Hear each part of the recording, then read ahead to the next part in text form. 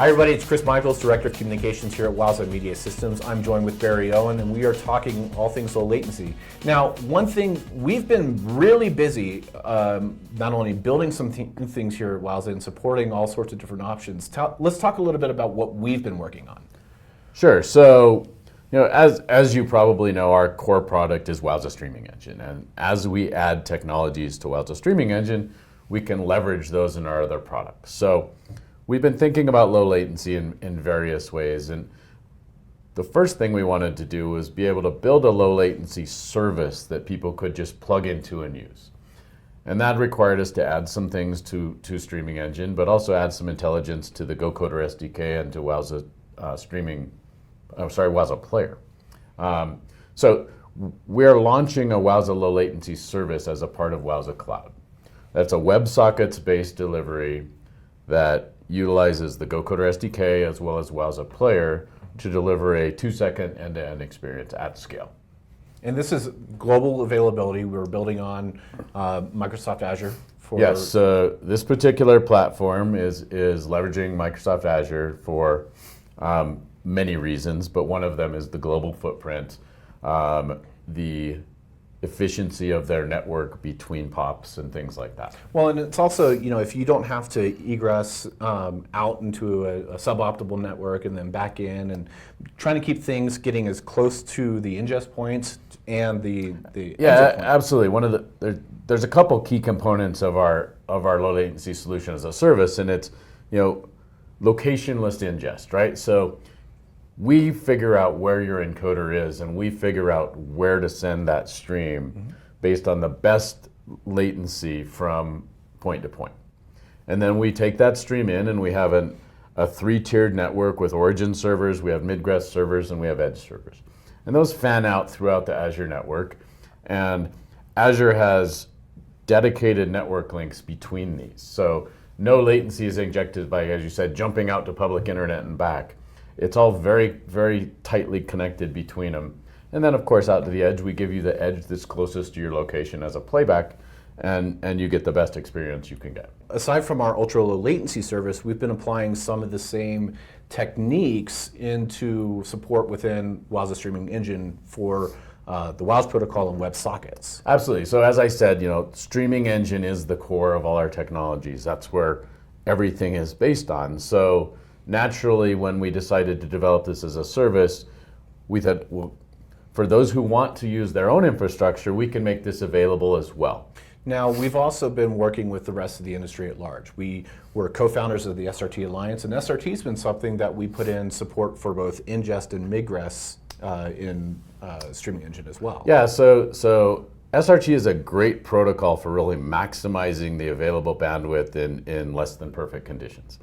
So on an ingest side, it really makes sure you're going to get the cleanest possible stream you can, and it's inherently low latency. It's a very efficient protocol. So SRT ingest has been great for that, and it's something certainly our low latency engine and cloud services can leverage. Also, the low latency link. So between an engine origin and an engine edge, if you have to go out to the public internet and you have to do a long haul, using SRT for that link makes a lot of sense as well. And then you can package on the edge and deliver it in whatever format you'd like. So there's also a bunch of alternate delivery protocols that we continue to support. UDP is one that we've supported on the delivery side. There's Quick.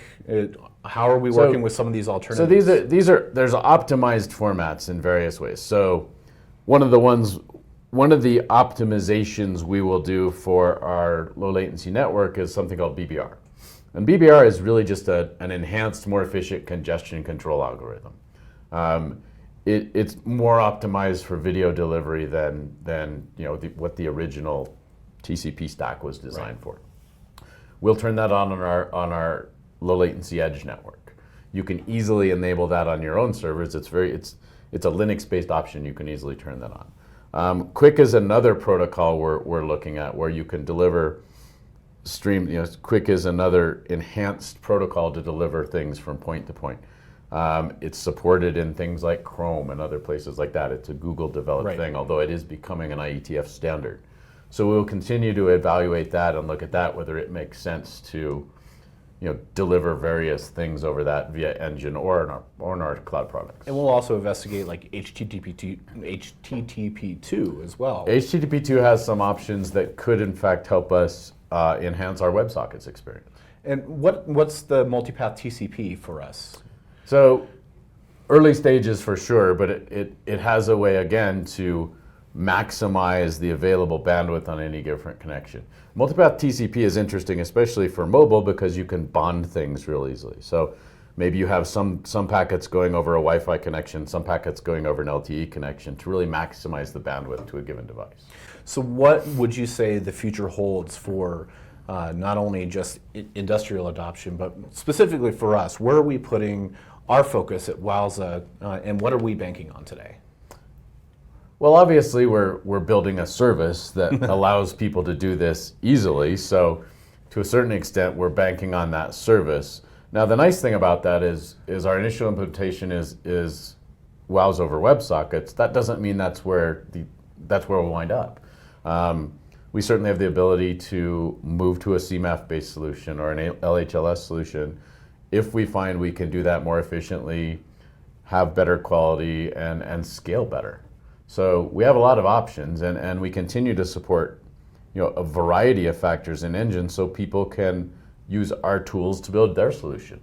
We don't expect everybody's going to use our low latency service, particularly if they have their own infrastructure already. So we'd like to provide them the tools to be able to build their own version and give them the options, whether it's WebRTC or WebSockets or CMAF, whatever they need to build their own. Yeah. Well, as we're building out those tools and as we continue to support the rest of the market, there are a lot of things that we're going to be looking at, especially when it comes to trends and the way that people are implementing low latency solutions into their applications. We're actually going to be talking about that next in our fourth segment here, so stay tuned. We'll be right back.